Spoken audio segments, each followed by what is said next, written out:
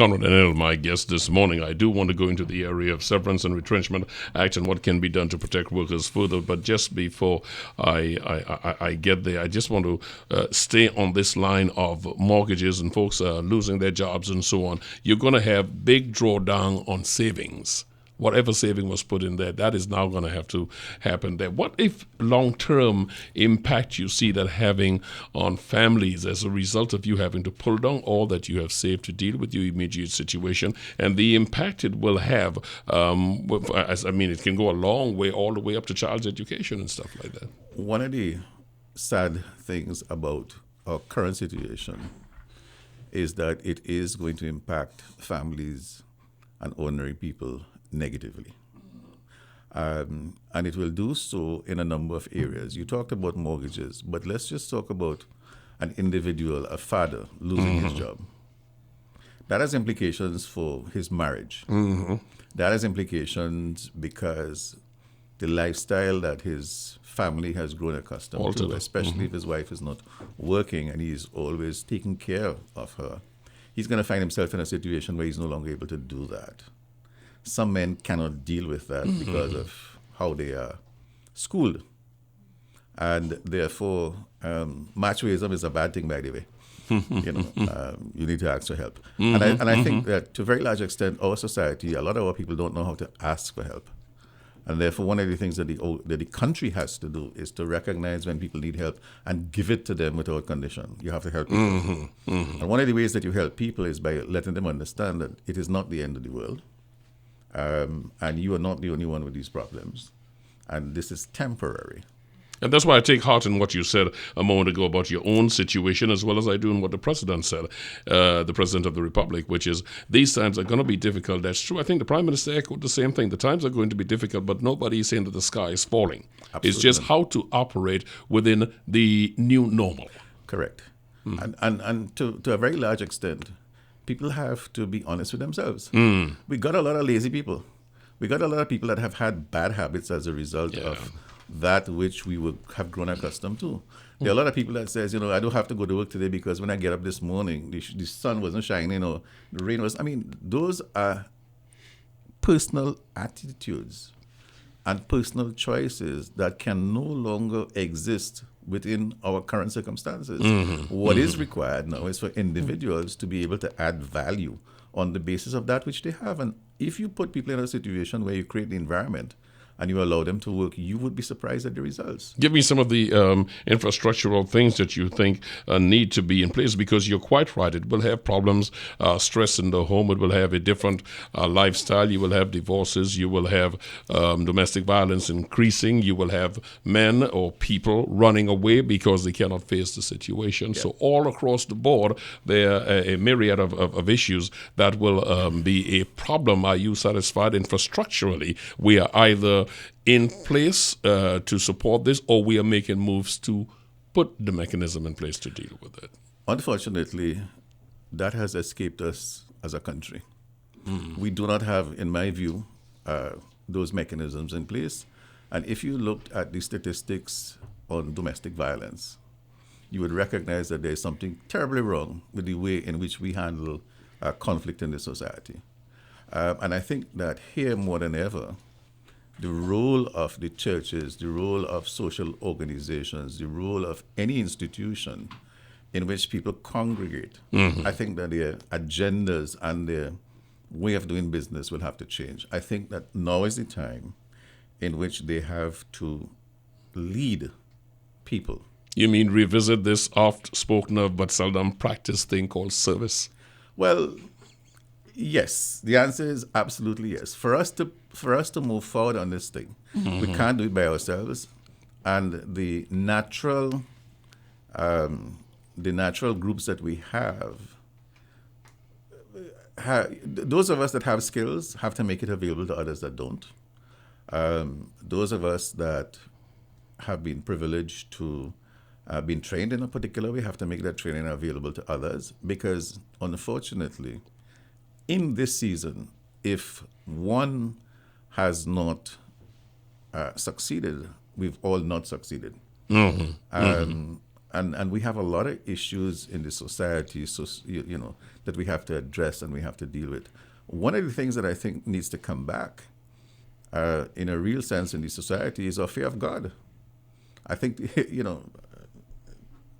in many instances we've gone on the other side, where we've kind of discounted that God exists, and to a very large extent, if you believe in God, then you believe in accountability, and you believe in ensuring that the actions that you take. Indulgence is going to call for the path of least resistance, and if you in fact subscribe to what you're saying, which is the God and rules and so on, there is resistance. Folks are very reluctant to embrace that. Absolutely correct, but in a real sense, at this point in time, who is going to help you through this process? In many instances, when you get into difficulty, the way forward usually is to appeal to a higher calling. The center of faith, they're being called upon to meet this more in a straight way and not in a purely theological way. Absolutely, because that's the other issue. The other issue is we have to be fit for purpose. We have to communicate at the same level that the problem exists. And in some instances, we're not doing that, and therefore there's a gap that exists, and we don't understand it. You make the statement that the Prime Minister made, which is we are all in this together. It is oft echoed, but folks don't seem to understand it. Certainly, it is not something that is shared by those in the gated communities who feel that they are apart from, not realizing that the encroaching problems that's just beyond the walls will eventually get there. I hear that, but I also believe that within the gated communities, there are problems. True. And therefore, they don't have to step outside. They have to simply step inside and sort of work through the issues within. You see, I think that what would be tested during this period of time is our ability to understand what is going on with each other and our ability to lend a hand. And that has not been something that we have done well. But I think the circumstances today will create for us an opportunity to so do. A new discussion is what we have to do, or rather expand on what we have been keeping under wraps for a long time. Let's start being a community again, is essentially what we're saying here this morning. And Rennie, I also think of one other thing. I think that we have to learn how to talk to one another. One of the things that we don't recognize is that the power of the subconscious determines how we view ourselves and how we view the world. And if we tell ourselves that we are a banana republic and we are backward, then that is the view that we hold of ourselves. I hold no such view. I happen to think that Trinidad and Tobago is one of the most blessed countries in the world, and that it has a lot of very intelligent people. And to a very large degree, if we put our minds to something, as we have done in the past, we will survive. Having said that, I think that there is a role for the government to move the society from a society that is natural based, that basically makes its money from natural resources, and actually start a conversation on knowledge resources. You had moved this discussion a bit away from where I wanted to stay, but I'm happy that you have. It does raise some other questions, however, because if I did the continuation of this God center, this moral, this responsible, answerable environment or community, then it raises questions as to the institutions we have, the integrity of these institutions, the need for the public to feel there is some sense of redress before they start again embracing the collective as against feeling marginalized and not being a participant in what exists. Yes, and I think that in some instances, we may have to create new institutions with new mandates by new people, because if it doesn't work, it means that it is not fit for purpose. It is not serving the requirements. But I also think that we have to be ready to go where we haven't gone before. Because in some instances, some of the groups that currently exist did not exist for the purposes for which we are asking them to operate today. And therefore, they're not going to be successful because they don't have the skill sets that are available. I think that the biggest challenge that we face today in Trinidad and Tobago is how we view the future. And it, unfortunately, at this time as we speak, a lot of the conversations that are taking place is causing us to view the future negatively. And I think that is absolutely the wrong view of our future. I think we have challenges, but I think that we have significant opportunities to emerge from here stronger and ready to face a different world, given the fact that we have had an opportunity now to shift gears. I have on more than one occasion here on this program referred to the statement from the Russian President Vladimir Putin, where he said, this difficulty we are having here will give us a chance to retool ourselves and get realistic. He said before we became a consumer society and we had the chance. Now we, Russia, he's referring to, have a chance to do that. And I think that's essentially what we're saying is an opportunity here. It is not adversity, but an opportunity. I want to go back to something that workers, like those who were displaced in the oil industry, have to deal with. This issue of the Severance and Retrenchment Act. Are you comfortable with what is in there, and what do you see needed in here to, in the short term, assist these workers, if that is possible, and if it is not possible in the short term, what do you see as a safeguard for the longer term? I think that when you look at the severance and retrenchment provisions, it really exists where the economic circumstances and the events that will take place are orderly.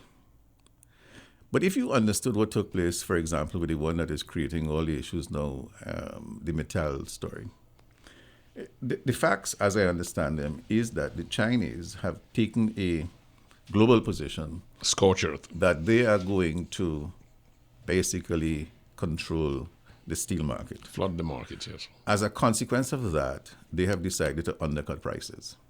Now, if you are undercutting prices, it means in the first instance that your revenue is being interfered with. You have operating costs. You have revenues now that are no longer going to be available to you. So in the first instance, the company of itself is at risk.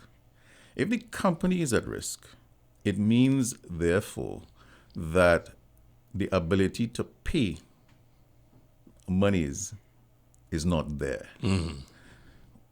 Insofar as pension arrangements are concerned, because of how the law is structured, those pension arrangements would be set aside.